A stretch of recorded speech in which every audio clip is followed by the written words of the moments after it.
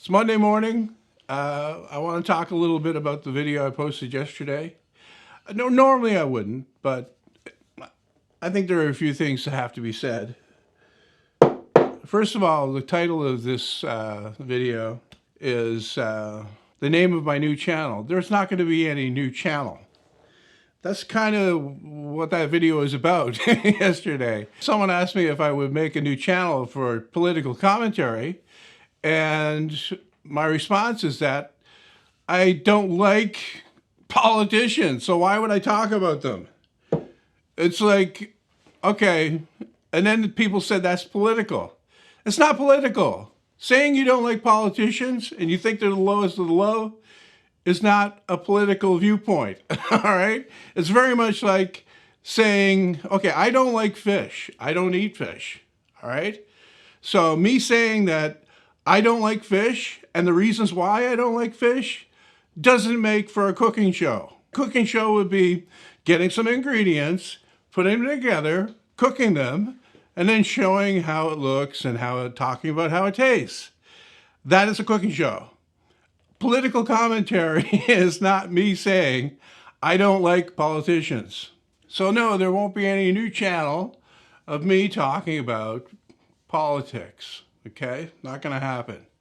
The only thing I'm interested in these days that even comes close to politics are the kind of current events that are like, you know, the full-on onslaught on free speech in the U.S.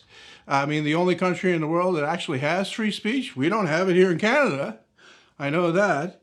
And I'm more interested in that because, you know, when they pass some bill or law here that taxes me for being a privileged white male, then I'll know what the fuck is going on. Before moving on, I guess I should talk about how many people, and this is a common thing in every video that you make, if you make a single mistake, people pounce on it. They don't even finish watching the video. They stop right there so that they can get it down as quickly, very quickly, you know? Oh, it's not money is the root of it. It's the love of money. That's the root of all evil. Anyway, there must have been 20 or 30 people that pointed that out. You know what? That's the way I heard it. It really doesn't matter, though. That wasn't the point, okay? People don't understand what money is. This is evident in everything that people say. And the love of money is not a bad thing. The point of the video was to talk about how politicians seek power to control others. And that is what I, and a lot of other very smart people, not putting myself in the same category as them, but they feel the same way, that that is the root of all evil. When you gain power and you can control people, absolutely. This is something that businessmen really can't do. I mean, you could have $1 billion sitting in your bank account. You can't force somebody to do something, legally that is, that they don't want to do. Whereas anybody in the government can. All they need to do is pass a new law without your say-so. You know, they can do it without asking you. And all of a sudden it becomes a legal thing that you have to do. And if you don't do it, police will show up and take you to jail, take away your freedom. Businessmen can't do that. That is the difference. And if you can't see that, you're looking at it in entirely the wrong way. Anyway, to the best of my knowledge, I'm not going to talk about these kinds of things anymore because a lot of people, and I mean this is evident everywhere you look, a lot of people are surface scratchers. I talked about this before.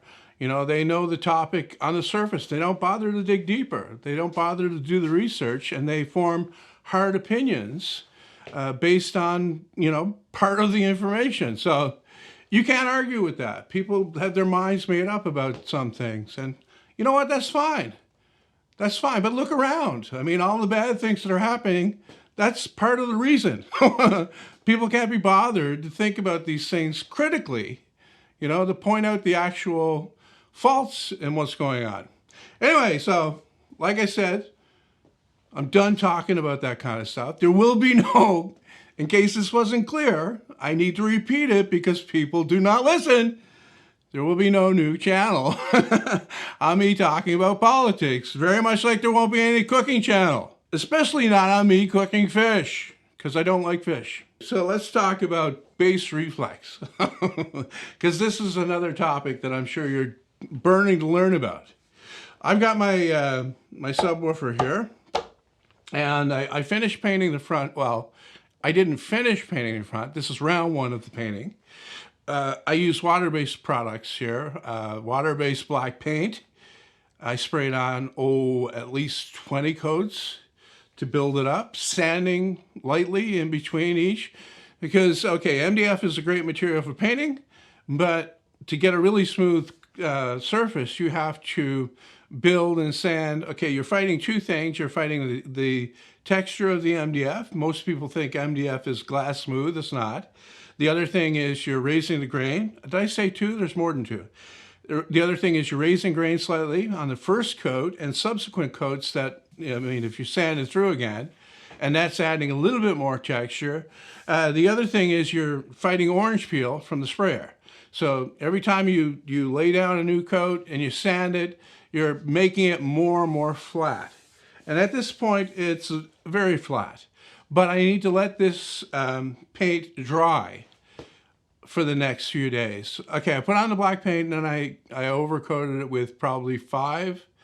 It was probably 5. It might have been 6 coats of clear water-based polyurethane. And the problem I'm having with it is that the black is not black enough. Okay?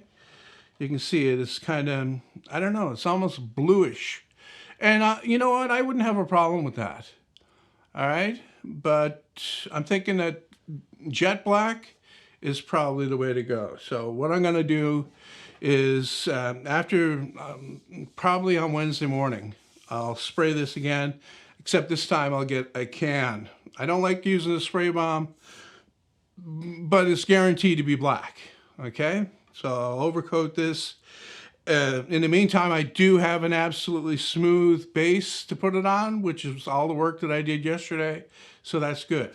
Okay, let's talk about the base, how the base, because I made those speakers for my office, and people in the comments were saying, where's the hole? The speaker needs a hole for the speaker to breathe. Speakers don't breathe, okay? They react. They pump out, and they pump back in. And that's the action that makes the sound from the cone. All right, what a bass reflex speaker system does. Okay, first I should talk a little bit more about the office speakers. There are different ways to set up speakers, and those ones were sealed. And I chose sealed for that particular woofer that I had because it best suited that. Well, I mean, it could go either way. I could have made it vented, but the box would be bigger to work properly, or I could make it sealed. And sealed is the more sought after arrangement because it's the cleanest bass response. Whereas bass reflex has a secondary component that adds to that response, that low end response, which I'm going to talk about here. But the sealed alignment is usually considered the best. And if you have a woofer that has good bass response on its own, then that's the one you would choose for, say, monitor speakers, speakers that have to sound accurate. So here in my subwoofer, I have a port. You can see it's down here. Can you see that? Yeah, it's this slot down here.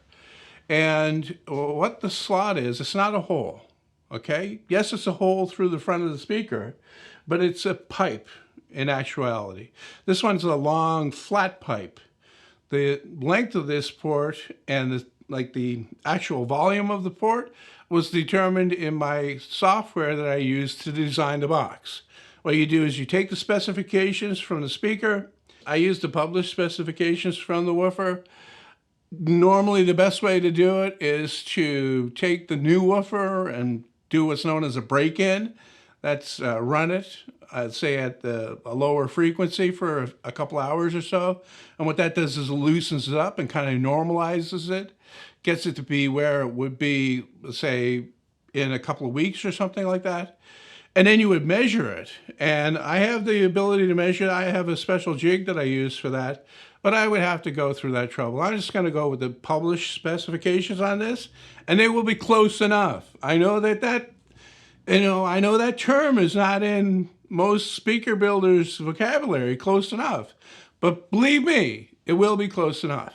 So anyway, you take the specifications and you put them into your program that you use to design a box. I use a program. It's not a program, actually. It's a spreadsheet called Unibox, and I've had nothing but the best results with that. It's really a reliable thing. The only problem with it is it hasn't been updated since, I don't know, 2006. So it works on an older version of Excel, and I had to dig that out just to get that thing to run, because it won't run on, say, like the free stuff like LibreOffice, whatever it is. Anyway, you plug in those values, you play with the numbers. If you know what you're doing, I know what I'm doing, so I know how to play with the numbers. I came up with a box volume of 20 liters. I came up with the port diameter and length for this particular one here. It's fairly long, 26 inches. See, this goes in and then it doubles back and it opens up just at the front of the, like behind the front baffle here again. So it's like this and comes out. And what that port does is it vibrates at a specific frequency. And what that does is it adds to the low end response of the woofer. So the woofer, responds well, and then it drops off, okay, as it gets lower in frequency. And I think that woofer, it's somewhere around, 30 hertz or something, probably a little higher. I don't know.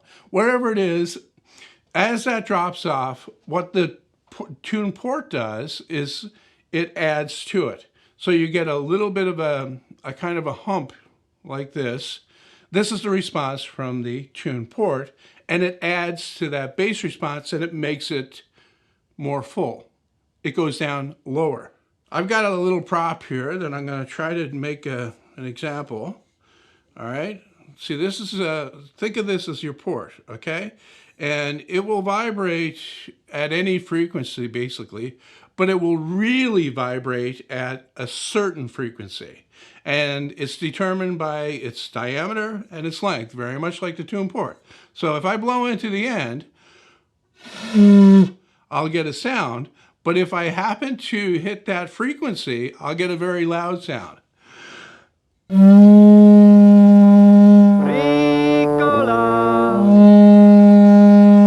Anyway, that's enough blowing. You blow, John. I should mention that there's another way to do this. It's to add signal processing, very much like that amplifier, subwoofer amplifier I brought out here before. It has a equalization circuit in there that boosts the response in that region that you want to boost it.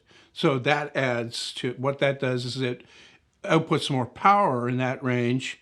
So that kind of emulates what's happening here with the port. Okay, that wraps this one up. I know you were dying to find out how bass reflex works.